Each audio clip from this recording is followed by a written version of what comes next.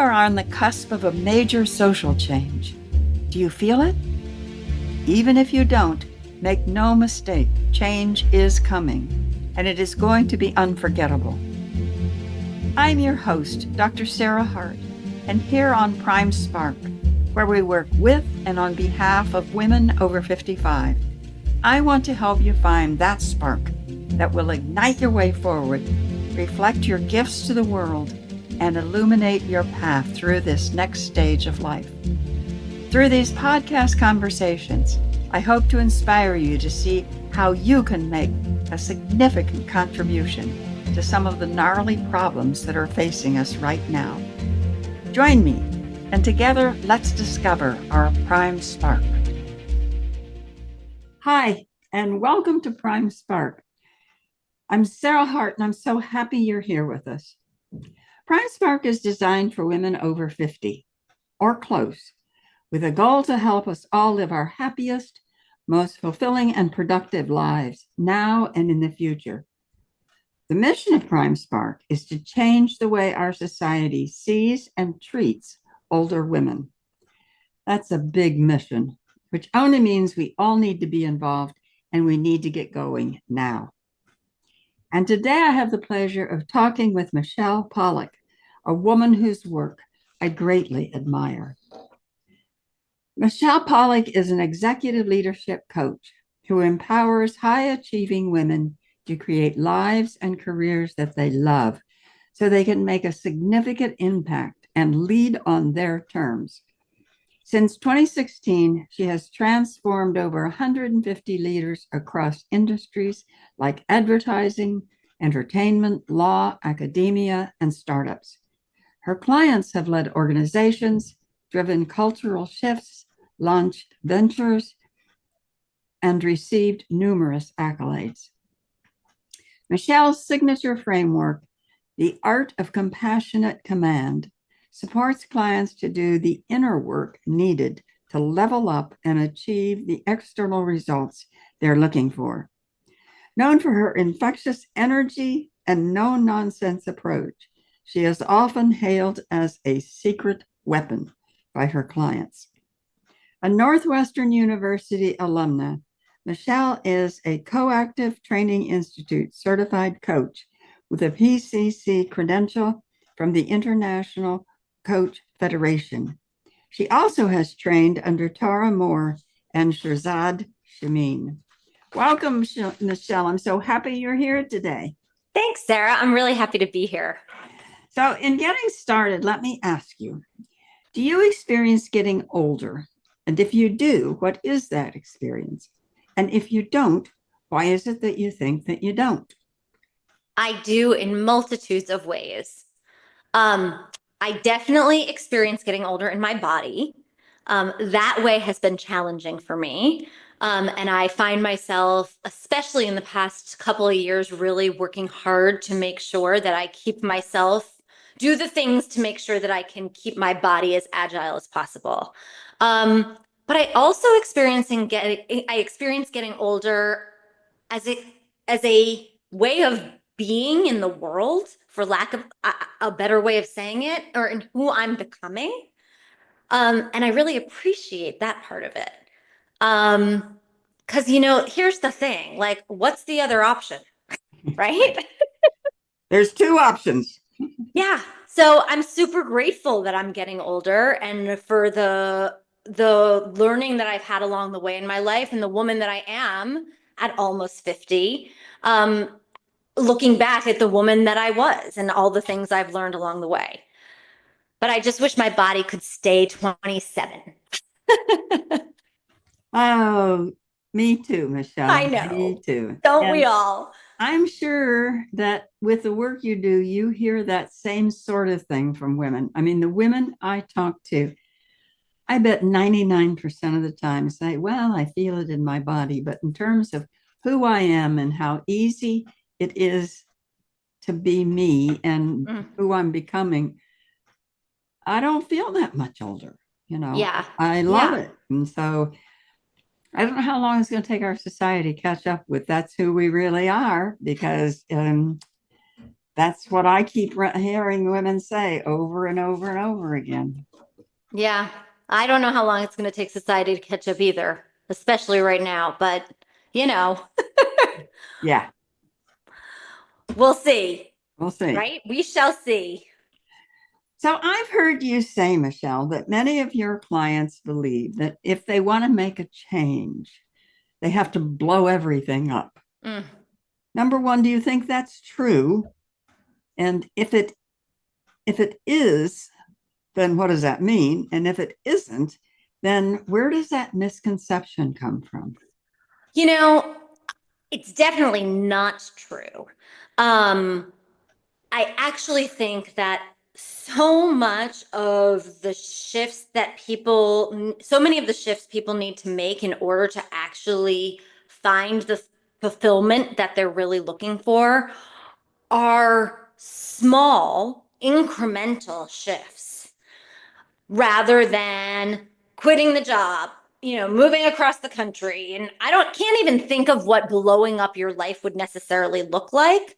But you only do that with me if that's what you want to do, right? You only do that with a coach if that's what you want to do. I really think people don't understand what coaching is and how it allows you to gain clarity about the things that are most important to you in your life and make choices in a different kind of way that you didn't necessarily realize was available to you, especially as women.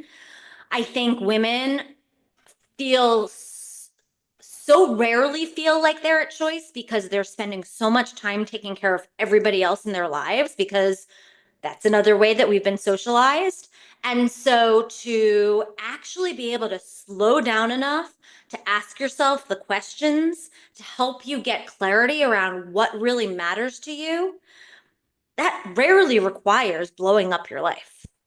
It just requires taking some space and then going, oh, this is where things are misaligned. Okay, what are my choices here? Right? Michelle, can you give us an example of someone you've worked with for what you just described? Because that really sounds so doable as compared with what I hear a lot of women say. Yeah, sure. So I had a client who didn't call me for over a year. She was recommended to me by another client. And when she finally called me, she said, I just can't handle it anymore. So fine, I'm willing to blow my life up. And I said, okay, well, slow down. Let's talk about what you want to blow up. And she really thought, truly, she thought she was going to quit her job. She thought she was going to move across the country. She thought she wasn't even sure what she was going to do next. And then when we dug into it, we started with her core values, which is where I always start with my clients because I really find that to be the foundation of where you see the lack of congruency for what's most important for you in your life and how you're actually living your life. And so we examine that. We get into what are your core values and then how are you living that value in your life? And is it exactly aligned with what you actually think of when you think of what you want that value to look like? Um, and so we started there and it it became very clear to her that what was going wrong at work was not actually about her job. It was more about the limiting beliefs that she had about the way she had to show up at her job in order to continue to make everybody else happy. And so we dug into those limiting beliefs. We dug into the inner critic voices that were kind of, parroting those limiting beliefs to her. And she started to try little experiments of showing up in a way that felt more aligned with who she wanted to be in the world and the way she wanted to be in the world. So she would that I'm trying to think of an example. I'm sure somewhere along the way it involves setting boundaries that she had never done before around when she was going to work or when she was going to leave or the way she was going to. And she was high up in this company. She's a director at a finance management company. And so little by little, she started just testing the waters a bit to see if she could do things more in the way that felt right for her. And as we dug deeper, we realized that she had really been leading in a way that she'd been leading similarly to the man who she came up under. And his values were not at all similar to her values. And so the way she was leading was misaligned with who she wanted to be in the world. So we just started to pull that apart, and she started to show up more and more in the way that felt aligned for her. And as she did that, she saw what was possible. And she did not quit her job. In fact, she got more money. She negotiated different vacation. Like when she went in to negotiate, she got everything she wanted to get, both aligned with the way she wanted to live her personal life and allowing her to continue on the job that she actually really enjoyed when she was able to pull things apart and see what was getting in the way. Do you ever get any pushback? It's really interesting what you said about that she was leading in the way that the men she had come up under had been leading. Do you ever get pushback from particularly women? Do you work with just women or do you work with men and women? So interesting you say that. I have a couple men here and there, predominantly women, but it's interesting because lately I've had several men who have reached out to me to say that the way I'm speaking about success and the kind of thoughts that come up for people who are successful but are feeling like, is it enough? Is it enough? Is it enough? Has really resonated with them. And so I've kind of been thinking that I might want to play and dabble in men a little bit because I believe that the kind of leadership that I may stand for in this world, it's important that men learn to lead aligned with who they want to be and also not only like the men that came before them, right? These principles of leadership that were so much around productivity and around getting things done are not nearly as valuable if you don't pay attention to who you're being and the emotional intelligence side of things. And so I'm toying with the idea of getting into men as well. So what I was thinking about was if you ever get any pushback about the way I've been successful in that company is by behaving this way. 100%. And if I stop behaving this way, I won't be successful. I mean, do you hear that? I do. I do, and most of the time when people come to me, they've hit a point where their success does not feel good. Like they've gotten everything they wanted to get, and on paper, their life looks so great. But why do I feel empty? Is this all there is? Right. And so they've come to me to help uncover why they're feeling that way. And I believe that the reason they're feeling that way is because they abandoned a part of themselves on the way up because they thought they had to. And now they're operating, having abandoned that part of themselves that is integral to the way they are going to get even further and also feel fulfilled in what they're doing. So I push back on their pushback. And I'm I always ask people to give things a try. You never have to stick with anything. I'm really big into the whole idea of science experiments because you can't figure out what works or what doesn't if you don't try it. And so test it out. Test this thing that we're talking about out for a week and let's see what happens. And if it doesn't work out, great. Then we'll test another hypothesis. But test it out before you decide it's not going to work. It'll be really interesting, Michelle, if you do start working with men to find out what are the similarities and differences between men and women in terms of setting boundaries. Mm.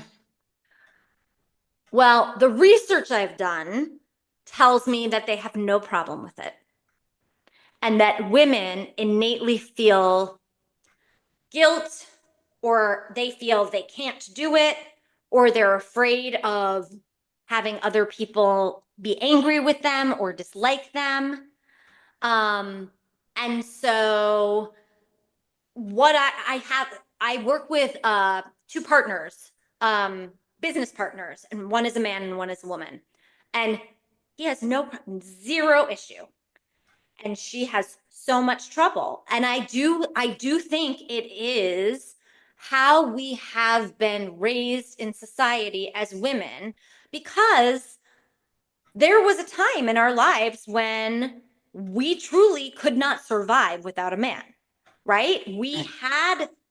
We needed a man to support us, to put a roof over our head and food on our table and clothes on our back. And so there was some trauma that happened around that, about being afraid of making that man angry or upset with us or abandon us. And that's where so much of the perfectionism and people pleasing comes from, and the inability to ask ourselves what we want.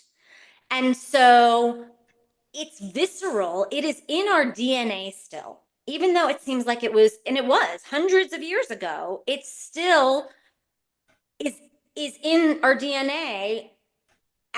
And for every woman that works against that perfectionism and that people pleasing and the I can't create boundaries, you're working towards future generations shifting their DNA. Yes. Michelle, it's not, I don't know this. I don't have any idea about dates, but it's not that long ago You're when right. women couldn't get a credit card, when women couldn't sign for to buy a house. Yep, I can That's tell you the not date. that's not that long ago. Nope, it was 1974 when women were finally able to get a credit card on their own or get a mortgage for a home.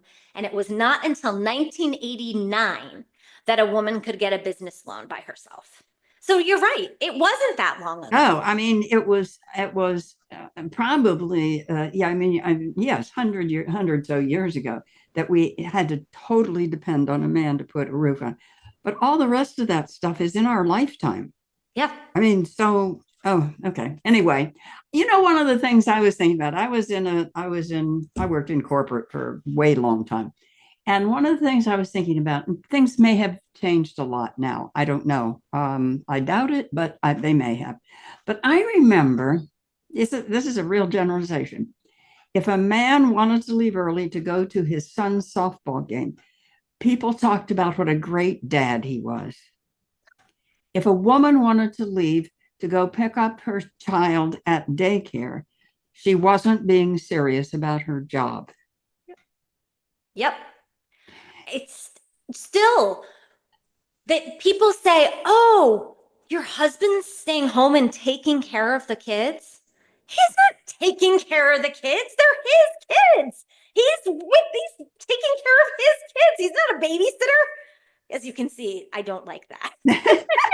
Well, and Like, I react that way when women talk about how their husband helps them with the children. right. I think they're his Exactly. children. Exactly. And oh my gosh, you are so lucky. No, I'm not lucky. This is how it is supposed to be. It is a shared responsibility. The home is a shared responsibility. Even if your wife does not work outside the home, even if you are a parent who only works inside the home, and I love that change in language from stay at home mom to work inside the home, you can't, oh, I can't even, I get so angry when I hear moms say, oh, well, my husband worked all week and he needs to go golfing. Well, what are you getting to do? You worked all week too. One of the things that, and I'm sure you run into this, one of the things that drives me nuts is for a woman who has spent her adult life working inside the home to hear her at age 48 or 50, when the kids are basically off. I mean, they may be in college, but they're not in the house. Want to want to get out and do something. To hear her say, "I don't have any skills," and I think you spent the last decades taking care of your home, taking care of the finances, managing many calendars, being on boards and committees. Now, Yeah. what? How can you say you don't have any skills? That drives me nuts. I'm with you. There's a great book called, oh gosh, I'm not going to be able to remember it now. Uh, I just sent it to a client. It's all about the value of taking time to be with your kids and then coming back in the work to the workplace after that. And so many women are so scared of taking that time because they are truly afraid they won't be able to get back into the workplace. And And so they're it's right. kind of, And they're right well, in this, and many so this cases. woman has started a kind of a movement for supporting women to get back into the workplace. Her name is Neha Rush. I might be butchering how I'm pronouncing it. Ruch. Neha is her first name, and I cannot remember the name of the book, but you can look her up and you'll find her book. And she has a whole movement around supporting women to be able to take a pause and how to set them up for success in getting back into the workplace. And that is very exciting to me. So you deal with women and leadership, and I'm interested in number one. I think we've talked a bit about this, but just specifically, how does societal conditioning impact a woman's image of herself as a leader? And two, are you seeing any differences in that between older women and younger women? What a great question. So I think the biggest thing I see is that feeling of I'll do whatever it takes to get to the top that that happened from women in my generation and your generation. I think younger women don't are willing to create more boundaries. They are they do feel I'm not willing to do whatever it takes. I don't want to they have a clearer sense of what they want their life to look like from a younger age. So that's the biggest difference I see. The For women, most of the women that come to me suffer, there's a few different things. There's an imposter syndrome element where they think they're lucky that they got to where they are, or they are in a new position and they don't actually believe they can handle it. One of the first questions I ask people when I first meet with them to see if we'll be a good fit is I ask them to tell me about their strengths. And I cannot tell you how few women can actually just share with me what they are good at and why they are good at what they do. Even when I ask them, what would your boss say about you? They struggle. And that is also from the conditioning of, don't brag, don't seem too big for your britches. And it's transferred into an inability to actually say, hey, I own this. I have really great gifts, and that's what makes me good at what I do. Do you think that women, I have about seven questions from what you just said. Do you think that women know what their strengths are and can't say it? I mean, because they could give you at least a couple lists about what their weaknesses are and what they're not Oh, good. yeah. So do they actually know what they're good at and can't say it, or do they really not know? I think it's a mix of both. Some women are uncomfortable to actually say it out loud, especially to a stranger. And I have to kind of say, that's why you're here. We're not moving on from this part of the conversation until like this might be the extent of your coaching session today. Some women want to go, they'll say one or two things and then they'll veer into what's not working and and the thing I say to remind them, and this is from my business coach, Dallas Travers, she always says, you can't build on success you don't acknowledge. Oh, that's really good. Would you say that again? Yes, it's so good, right? You can't build on success you don't acknowledge. And so single person that's coming to me is coming to me because they want to build on their success in some capacity. Now, that success may end up looking different than they thought it was going to look coming in, but you have to look at what's working and where you have been catalyst in what's working in your life. And it's so important to acknowledge it. It doesn't mean you have to shout it from the rooftops, but what I find is most women have trouble. If they can't share it with me, they're not owning it. And I also believe that when you can own what you're good at, it makes it easier to look at where you need some work. Because then you're not just going, this is wrong with me, this is wrong with me, this is wrong with me. You're actually acknowledging, listen, I do X, Y, and Z well. D and E need a lot of work. I think it's really, I heard somebody not too long ago say, celebrate what you emulate. And I think that's really good in maybe helping women see what they would celebrate in another woman. I love that. And from that, think, well, do I do that in any way, shape, or form? Even if not as much, do I do it? Mm-hmm. Because I think we see what we are. You know, I think that we see in other people. I think other people's behavior that drives us nuts is probably something that we also do sometimes. Mm-hmm. And the opposite is, I wonder if it's also true. That what I really admire about another woman is something that I have in me too. Oh, I don't know. I love that. I don't know. I love that. I think sometimes yes, and sometimes there are things we admire in other people that we might not have as much of. But I also love to always think about, okay, well, if I was going to bring a dash of that into how I show up in the world, what would that look like? Then I think that when we envy somebody, there's often something about, it's easy for us to get kind of mean or unkind in that envy, but usually it's just indicative of something we want for ourselves. And if we can actually get past that cattiness and look at what's underneath that envy, it leads us closer to what we want for our lives and ourselves. I was in a group the other day, and it was really interesting to me. One of the women admitted that one of the things she didn't like about herself was that she sometimes felt envy when somebody she really cared about, a woman that she really cared about, was successful in something that she also wanted to be successful at. And it was so liberating for all of us to say, yeah, I feel that sometimes too. And it doesn't mean that you get catty about it, but you can hate yourself for the feeling. And it's one of those feelings, apparently, that is not that uncommon.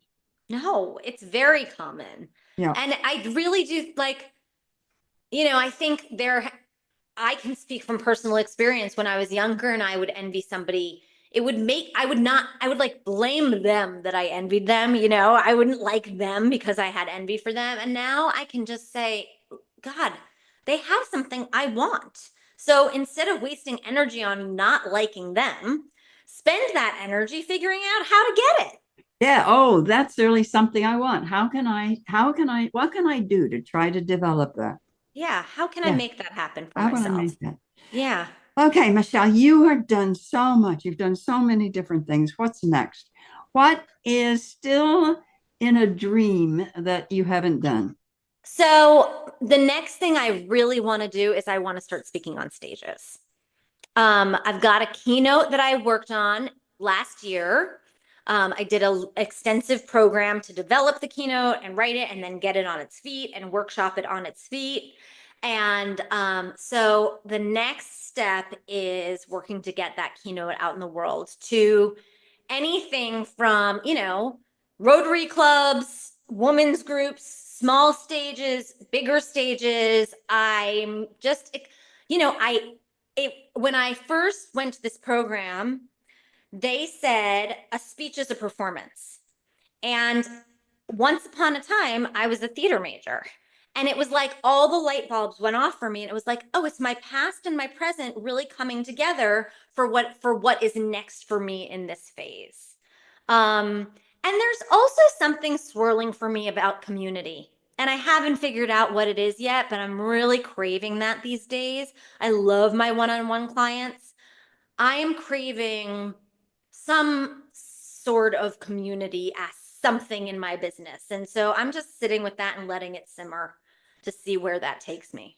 I think being an entrepreneur and being a coach for individuals can be very lonely sometimes. It can be. I mean, it is, you're with people all the time, but you're never with people.